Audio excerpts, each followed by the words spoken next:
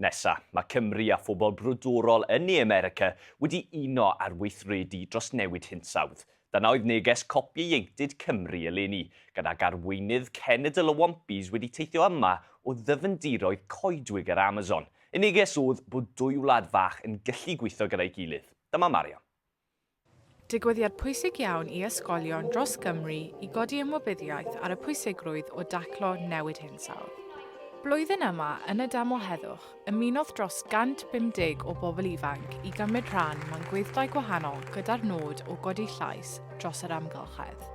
So heddi, dyn ni yn y deml heddwch ar gyfer COPIeuenctid. Dyn ni wedi gwahodd pobl ifanc o ysgolion a draws De Cymru yma heddi. Bwrpas y digwyddiad yw i gael y bobl ifanc i sgwrsio am beth sy'n bwysig iddyn nhw am newid hinsawdd, a mon hefyd i gael eu lleisau nhw i glywed gan Llywodraeth Cymru. A'r disgyblion lleol yn gweithio i leihau effaith newid hinsawdd. Mewn plasmon ni'n cael biniau wahanol am bwyd, y papur a biniau wahanol i helpu. Mae rhan fwyaf o buses ni'n electric, fel bod yn stopio defnyddio gormod o egni. Gofyn ni hwb dilla sy'n stopio pobl rhag angen prynu pethau newydd. So nhw'n dod â hen bwys ysgol nhw, a wedyn ni'n golchi nhw ag free bags a gwerthu nhw mas yn newydd.